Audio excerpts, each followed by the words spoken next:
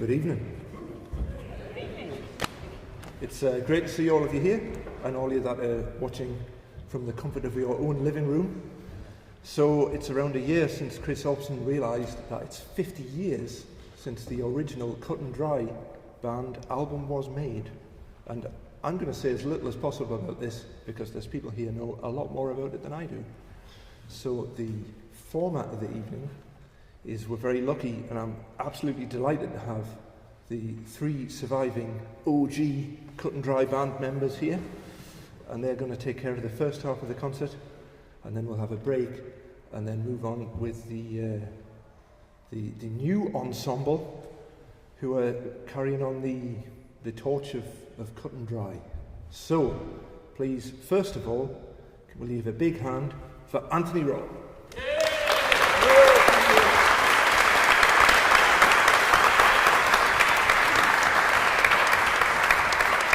Thank you very much. Thank you to everybody that's putting on tonight. You're all very kind and very mad.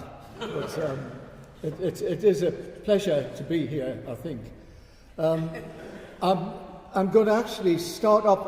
I'd already worked out what I was going to do last night, and on 3 different sets of pipes, only 2 of which I'm playing tonight. I had to sort out another set at 2 o'clock this afternoon, so it's all interesting stuff. I'm actually going to start by going back, not 50 years, but to Wooler last week, because I spend my time now playing lots of community gigs with Heather, and it's old folks, dementia clubs, accordion clubs, just around the area, and it is just an amazing, amazing experience to do that. And I want to bring just a little bit of the gentle stuff we play there. I'll start off like that. We did the first one for an old folks in Rothby and weren't sure how it would all go down. But we both came away, and it was that feeling, the last stanza of Heaney's postscript, if you know it, when it just has a lovely description of when it catches your heart unguarded and blows it open. And these gigs are like that, the ones around Wooler, because they know the people, they know the music, they are dying, bless them, but it is just such a privilege to play there. And I thought, well, I'll start by going as far as 7 days ago and play what I did last week in Glendale Hall. Just ordinary standard tunes, but I think it's a good place to start. I've got to go behind the green line or I get wrong off. Ian.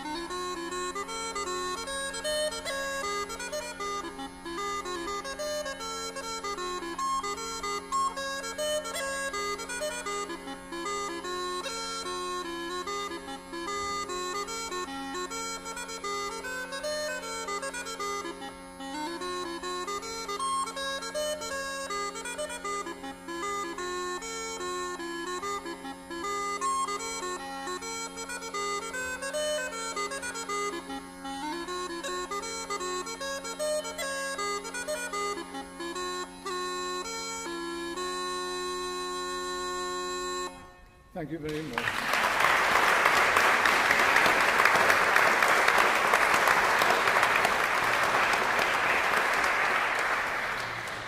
Very kind.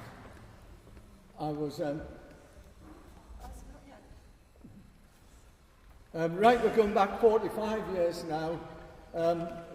This one's off the second album. These were squeaking like mad last night. I thought I'd better them this morning. Well, I was wrong. So this is a tune that I played in 1970 at the piping competitions in Newcastle in the Open when Colin heard me, and I think that's why he asked me to play on the Cut and Dry album. I think he thought I was a bit, it was all right, and so he gave us a chance to play on the album.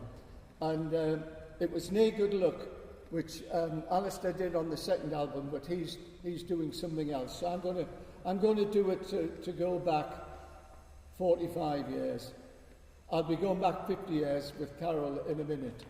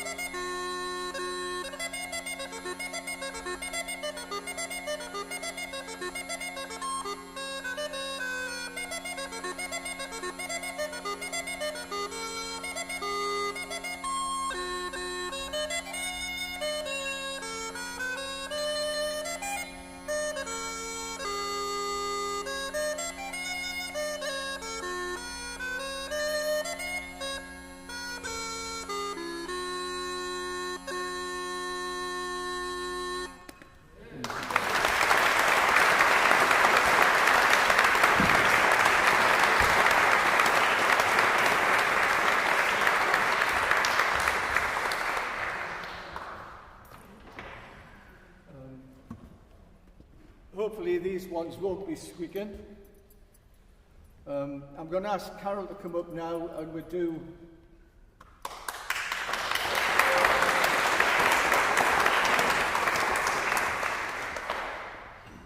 our duet of the first album, which Keelman Our Land,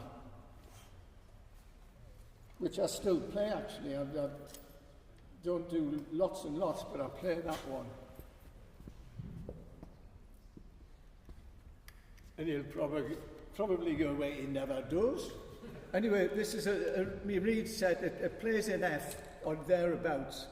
And it's one of these where it's not a reed set.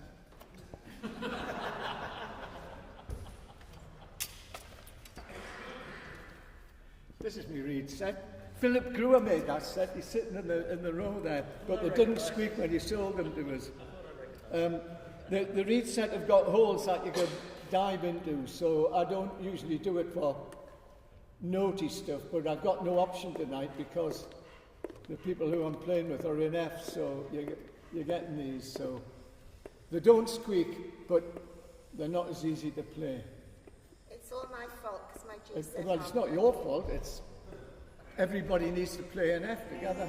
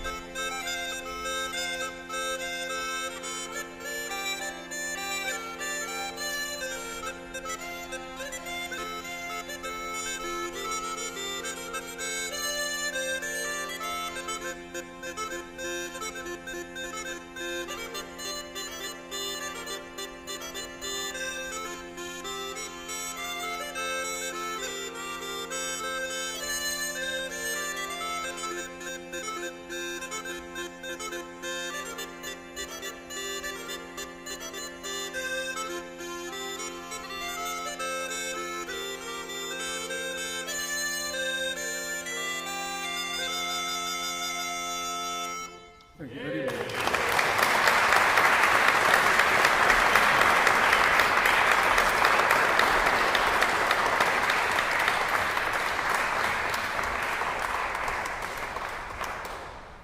Sorry, I need 2 hands, 3 hands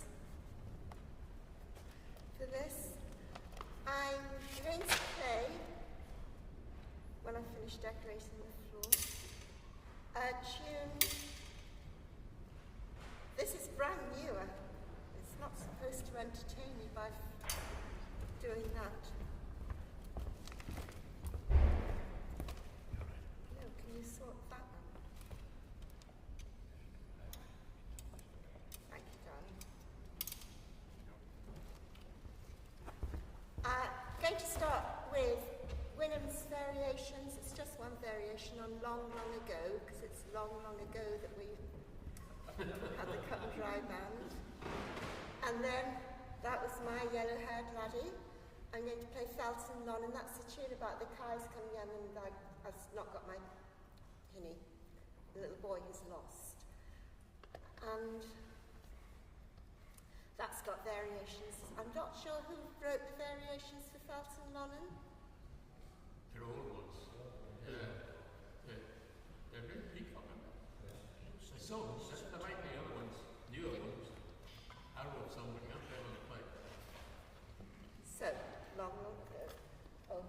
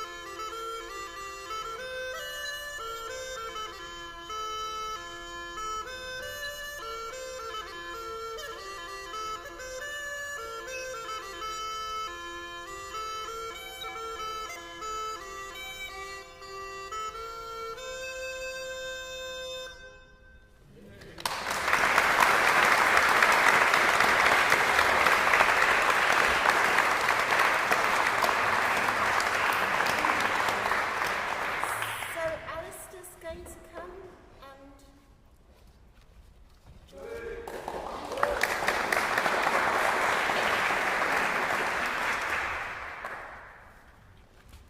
We're going to play Over the Border, which is one of the tunes from the Peacock collection. John Peacock published a little collection of tunes for the Northumbrian pipes and other instruments just about the turn of the 1800s. And he was one of the last of the town waits of Newcastle.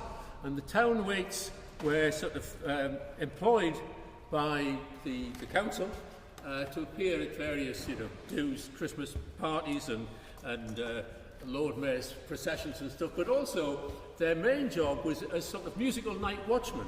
So they'd walk around the town in the dead of night, and if everything was fine, they'd play loud music, wake everybody up and say, everything's okay, and go back to sleep.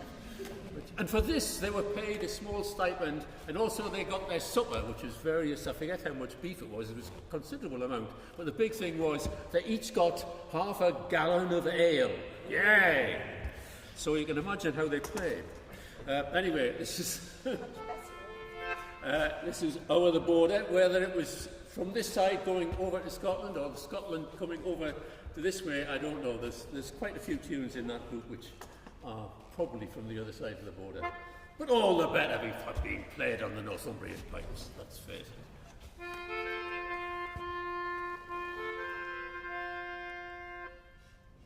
oh, sorry, we need that.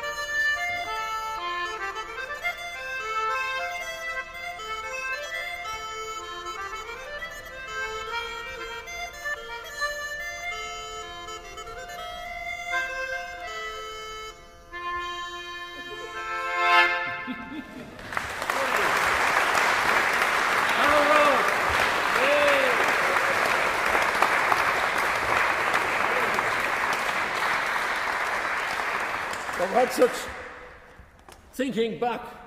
I have difficulty thinking back, 6 months ago or 6 weeks ago. 50 years is all clear as a bell. Well, not quite. But,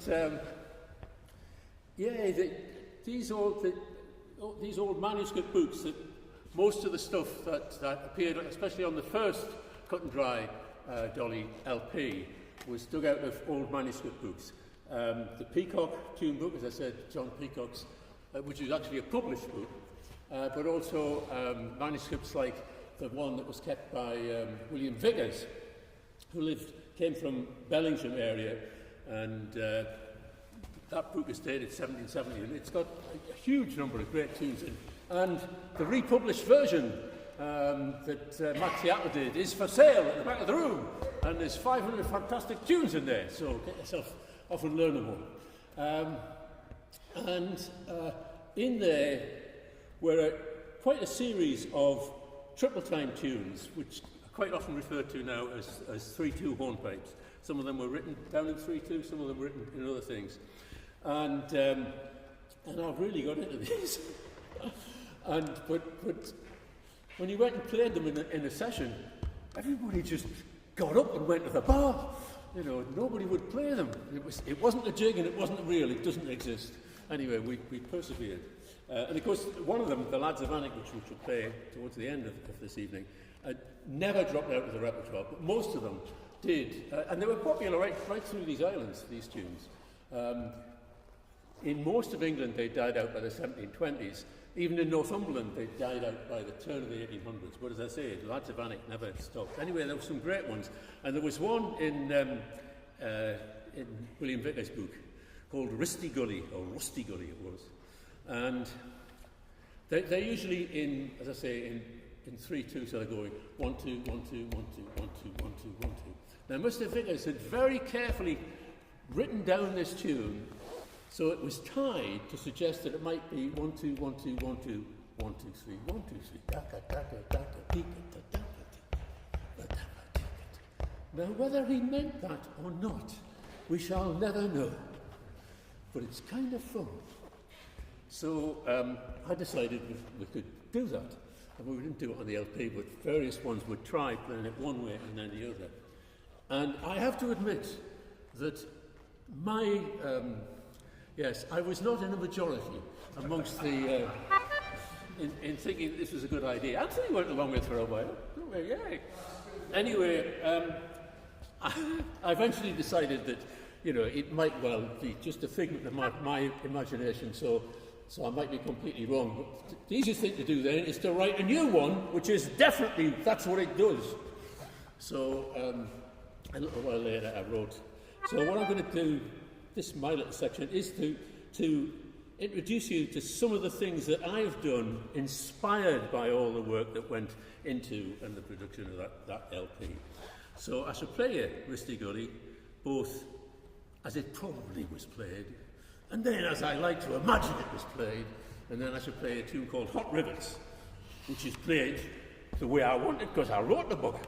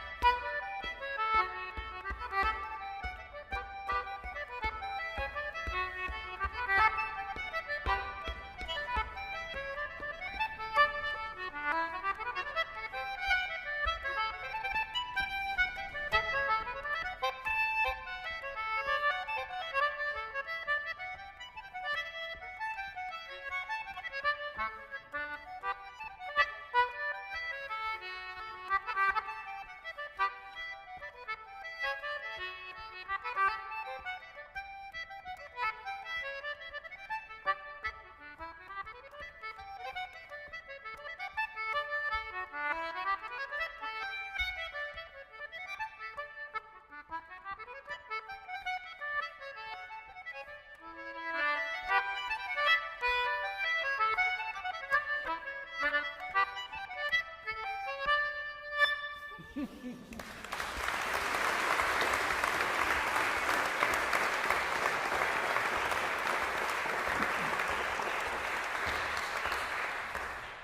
I'm going to take my life in my hands and continue in this ideas of taking old ideas and putting them somewhere very different. So, one of the things that I used to justify knocking these strange rhythms together is that in an older manuscript, in the Henry Atkinson manuscript, Henry Atkinson lived near Campbell, and his book is dated 1694, and in there there's lots of these triple time things, but also there's a tune which you pipers will know as While I'm Away, which was originally called Jingling Geordie, and that's usually written in 6/8. And in Atkinson, he's written it out on one side with some variations in 6/8, and then on the other page, Jingling Geordie another way, and it's written in 3. I thought, yeah, you can do anything with these tunes. But I don't like to mess around with the old tunes. So again, I just write the old. And then nobody can say, hey, you can't do that.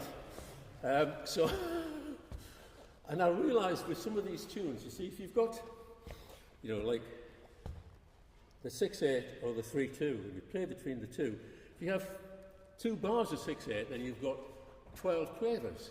And there would usually be, like Cinderlad's Savannah, in groups of, because they're semi-quavers, then never mind. Anyway, 3 main beats to the bar. It doesn't need to be.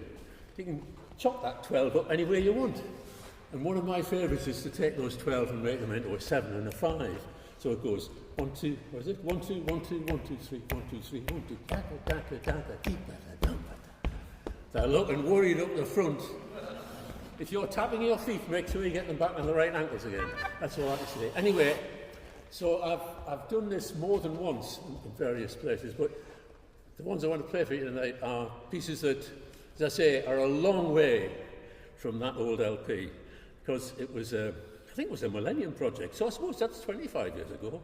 And it was for a project I did with Annie Whitehead, who was a great jazz trombonist, and the idea was to take some folk musicians and take some jazz musicians and just have fun.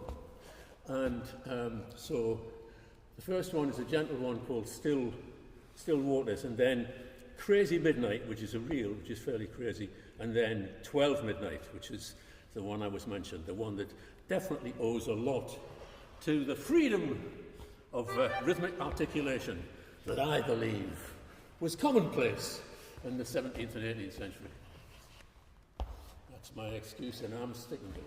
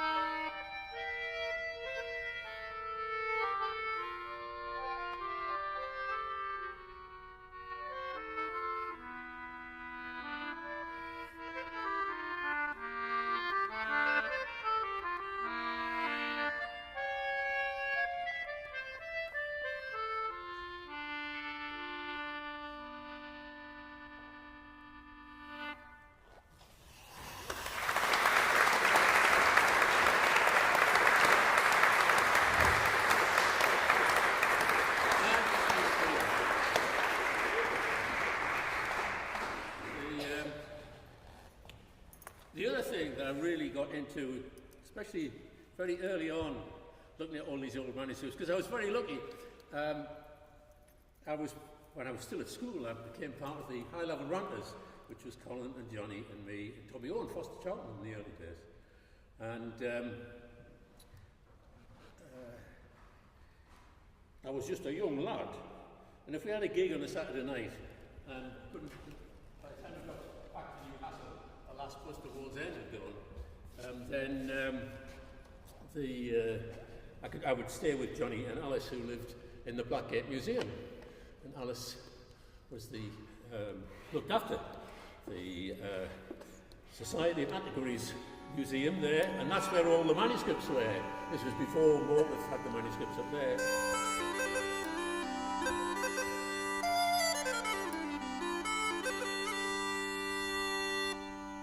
And that's where I came across the William Vickers book and the Atkinson book and all that stuff.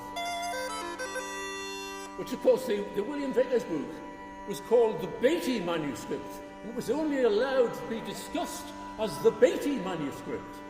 And I thought, and that was the absolute standard approach for academic things. The person who donated the manuscript, nothing other than he bought it somewhere and he gave it to the museum, that was what the manuscript was always referred to as. And you know, Bert Lloyd did some research on it, was always referred to as the Beatty manuscript. No bloody recognition of the guy who wrote it all out. Bugger this, thought I. And I like to take some credit for the fact that nowadays everybody calls it the William Vickers manuscript, because he did all the bloody work.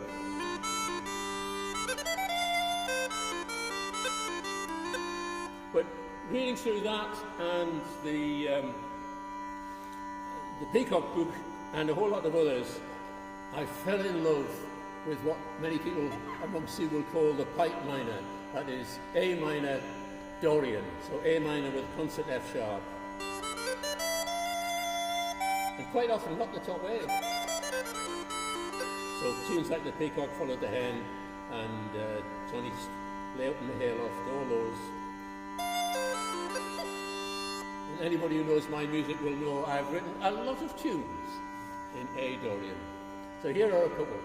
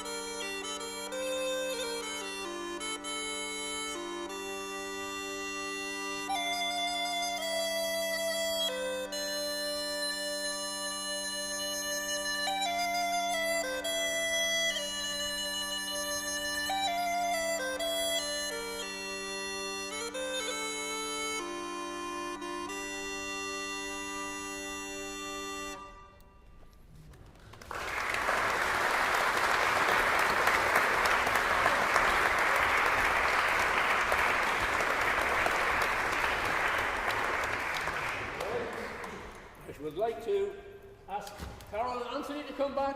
And also Sarah, to bring her fiddle out. Yay. And we'll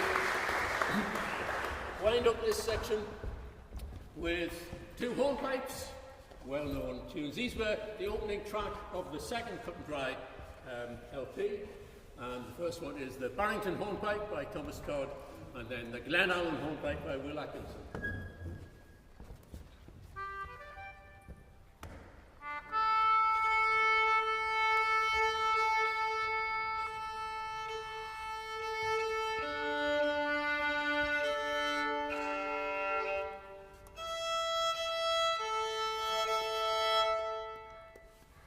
The bad news is, folks, these were the ones that were the squeaky ones. Goodness knows what they'll be like now.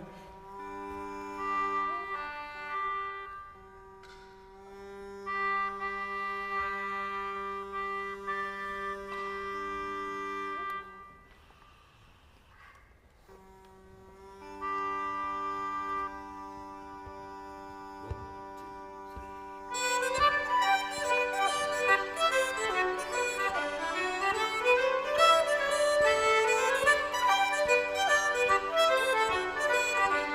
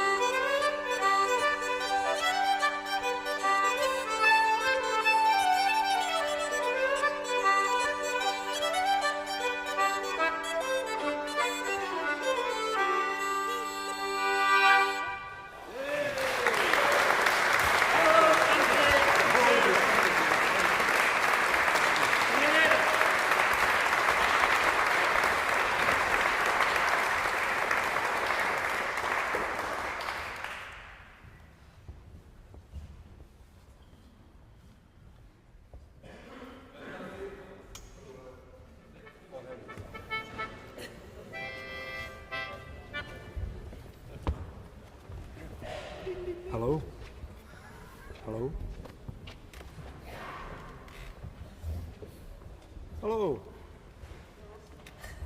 Hello. Hello. Woo-hoo!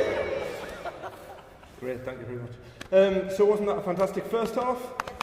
Well, now what we're going to have is the second half. So when Chris realised about the anniversary of the original album, his idea was to put together a new ensemble of, focusing on a younger generation of musicians.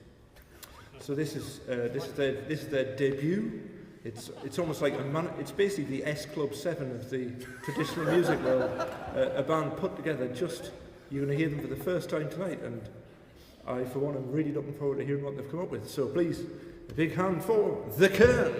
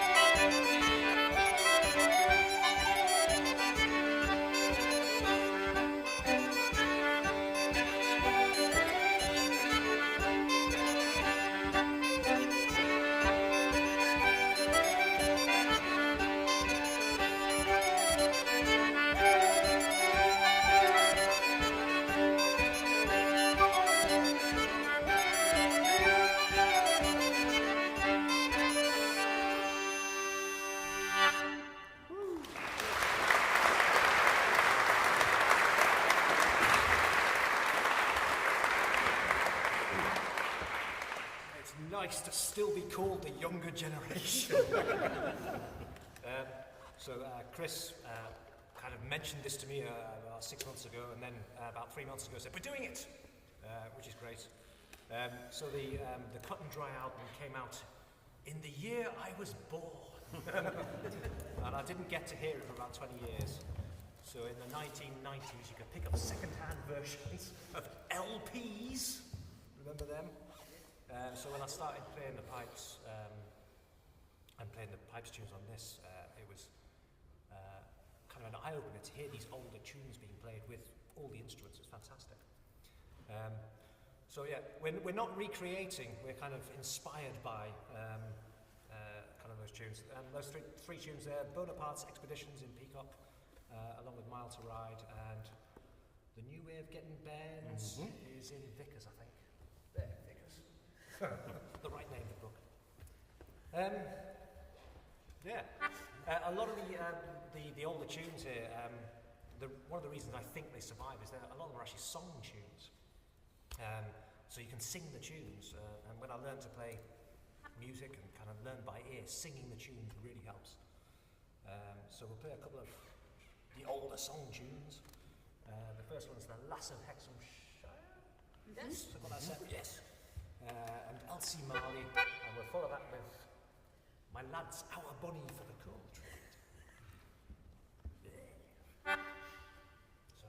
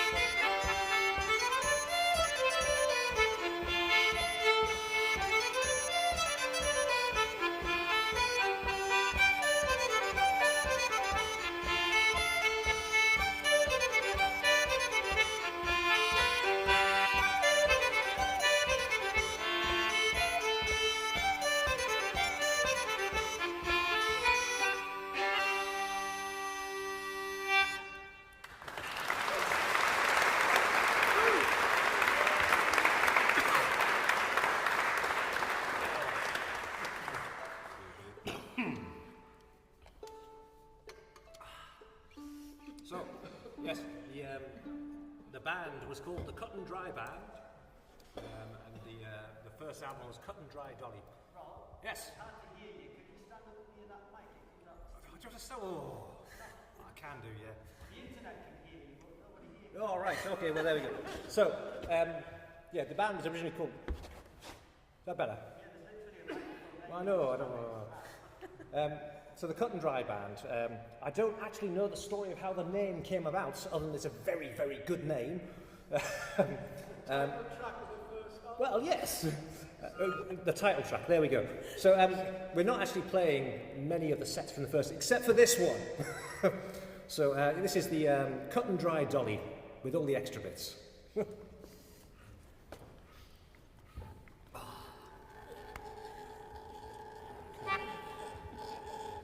Comfy.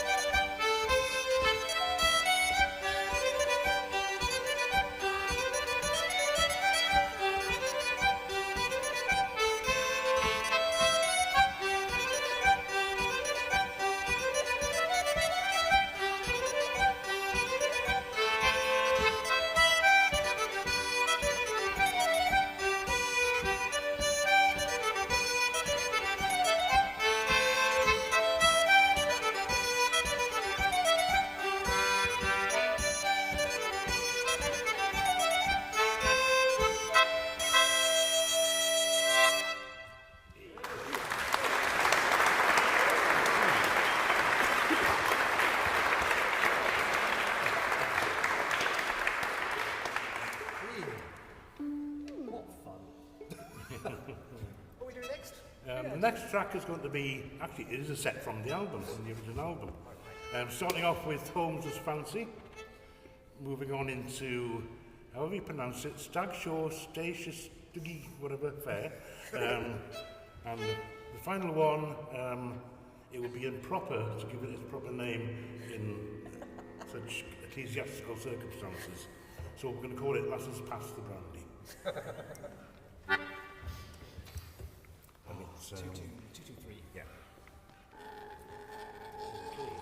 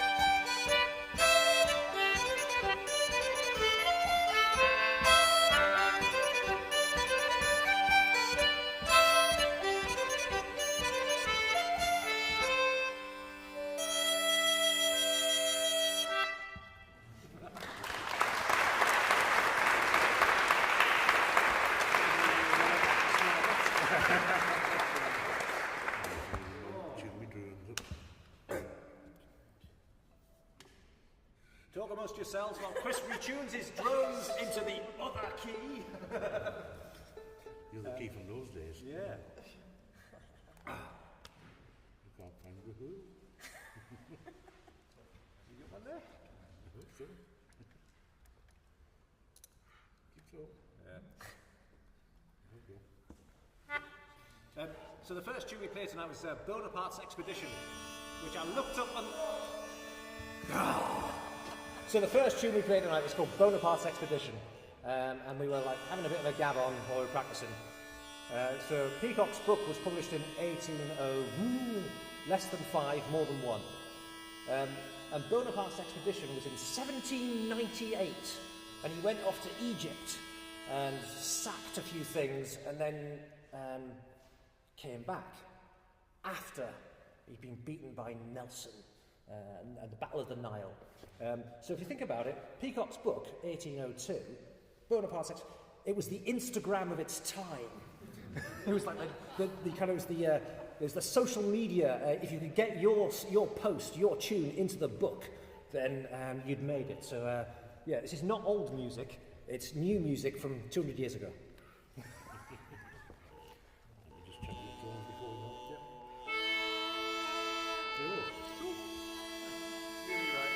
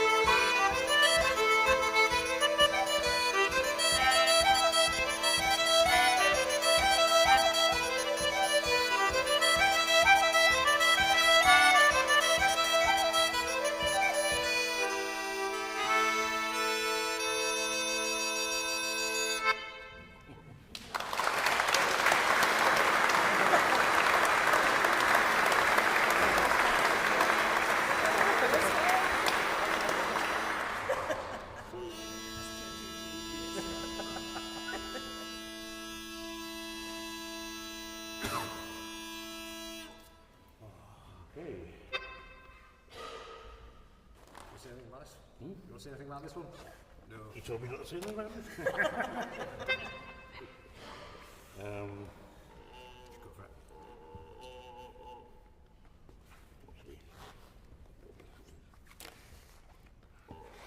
I'll bring the next step down. Chris. Yeah, ready.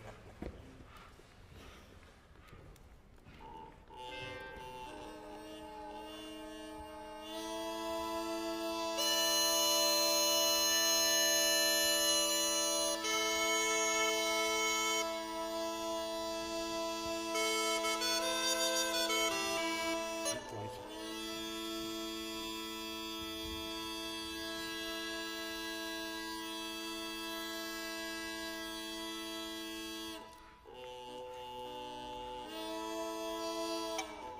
I'm making matters worse, aren't I?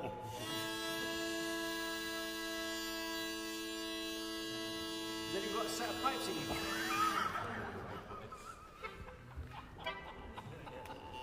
Great. You sure you picked the right ones up? Either, Anthony.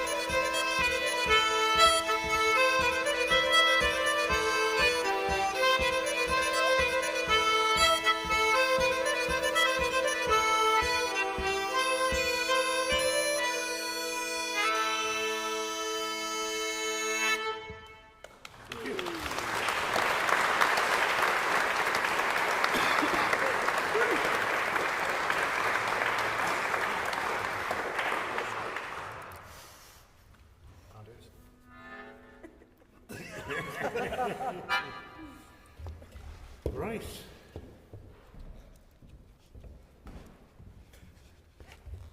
Something we said?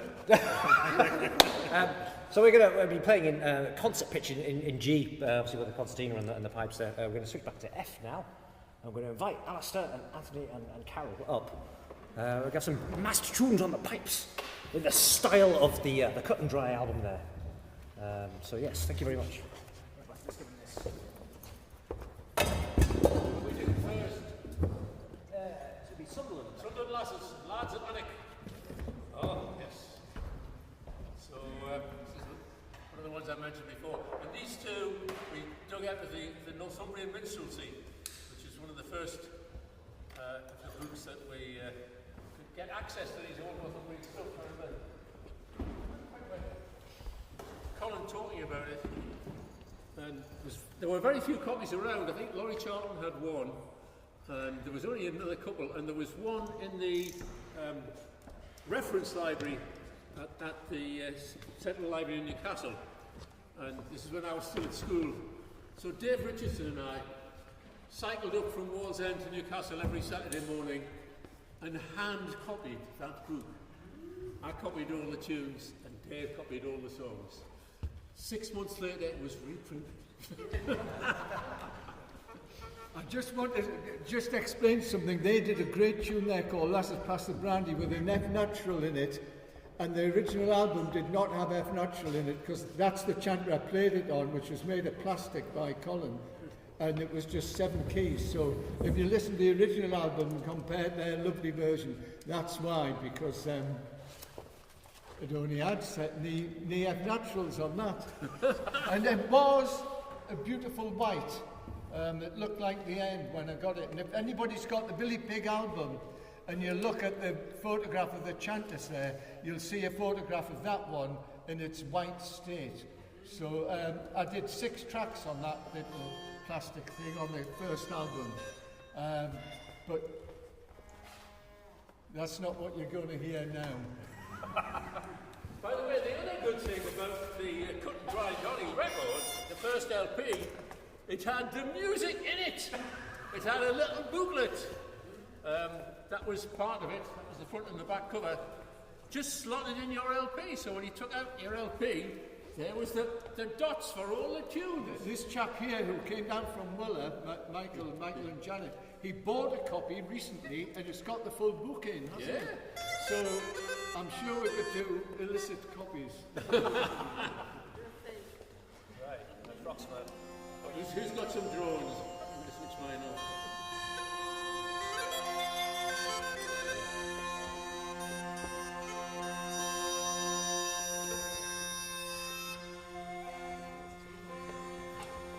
Come in, Yes. Anybody remember which bits of Sunderland aren't the same as which bits of Lads of Alnwick? Yes. Well, we do 2 Sunderland and 2 Lads, don't we? Or whatever you want, yes. Oh. Who's starting this one then? Chris knows what he's doing. Really?